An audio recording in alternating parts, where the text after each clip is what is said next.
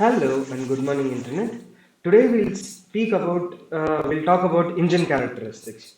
As you will all have seen, your engine has something called as a piston, which which translates inside a cylinder, which is then connected to a crankshaft through a connecting rod. Then you will have the whole flywheel, the concept of the flywheel, or in motorcycles you don't have a flywheel, but you will directly transmit the power through the clutch slash flywheel.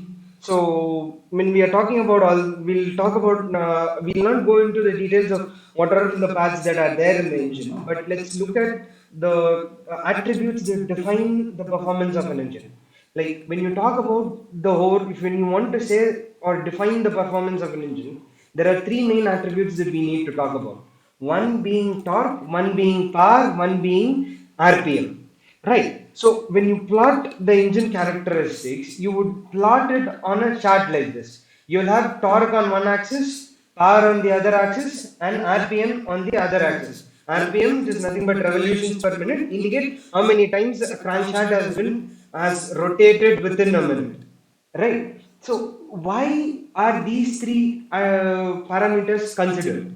Right. So you have to look at when we'll now look at we'll today for today we'll see how each of these why these are the three important parameters and how it matters. Right. So if you look at it, when you're talking about revolutions per minute, right, it indicates how many times the crankshaft has rotated. What is the physical meaning of that? That means when your clutch is engaged and when the wheel is transmitted, every revolution of the crankshaft means that your wheel will rotate one times, right? Likewise, whenever as the RPM increases, your wheel spin increases, therefore your speed increases, right? Now let's look at another attribute, which is power. What does power mean?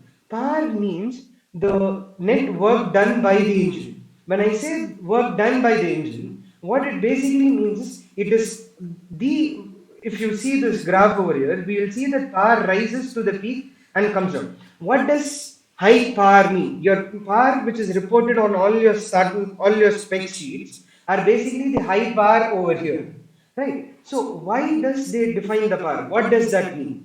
Basically, your point of the highest power is the time where the fuel, which when you combust the fuel, you have maximum work done by the engine.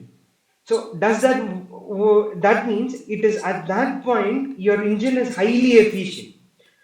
That is what meaning. I cannot say that the definition of efficient is kind of doesn't quite add up, right? Because different engines accomplish this task very differently to get high power, but you can think of it like that.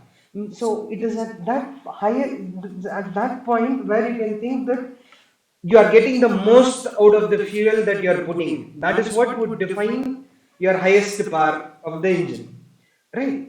Then there is an attribute called torque. So what is torque?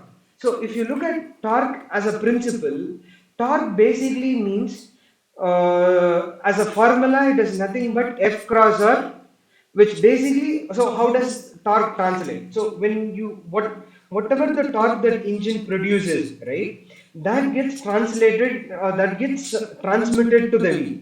So in the wheel, let's assume that there is a clear 1:1 mapping between the engine and the wheel, right? So whatever torque the engine produces will be the net force that your wheel exerts on the ground. Right. So what is the practical significance of torque? When you talk about the practical significance of torque, torque helps you climb, torque helps you carry more load, torque helps you accelerate. So these are the places where you are dealing with torque. And when you're talking about power, you talk about in terms of fuel efficiency, in terms of less vibrations, and it's basically power means that you are getting more for the fuel that you put in, as simple as in a very simplistic terms, right? So and then RPM, right? RPM is like we covered earlier. RPM talks about how many revolutions. That means if you're, let's assume there is again 1:1 mapping between the engine and the wheel, then 1 RPM of the crankshaft mean your wheel has spun one time, right? Let's as simple as it is.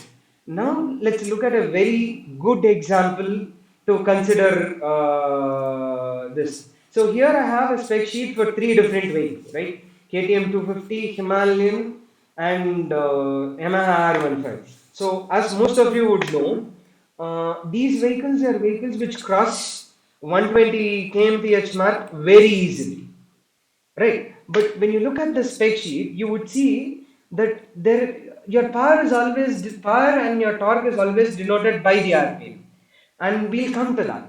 Why RPM matters. So if you look at it, as we all know, KTM is a little bit of a short stroke engine.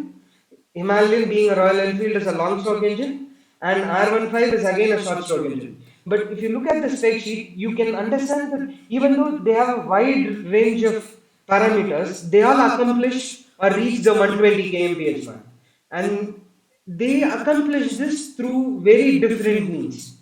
So let's look at one by one as an example, right? KTM straight up is a very straight example. It has the maximum power out of the hole, and it has a very good RPM band. So thereby it is I would say that if you were to look all these vehicles, KTM is the more likely one to reach the 120 kmph mark given its parameters, right? But now let's look at Himalayan. Himalayan has very less power and it has a very low RPM, but still the Himalayan is able to reach the same 120 kmph. And the interesting fact about why Himalayan is able to go to 120 kmph boils down to the tire radius. So you remember what I told you about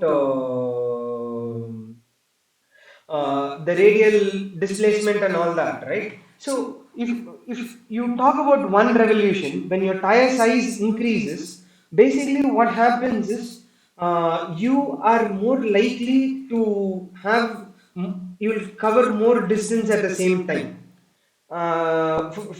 Your when your tire size increases, you will cover one whole revolution, which will cover a perimeter, which is cover a larger perimeter than the other. So that is how Himalayan is able to keep up with KTM 250, even though it lacks significantly in the power department.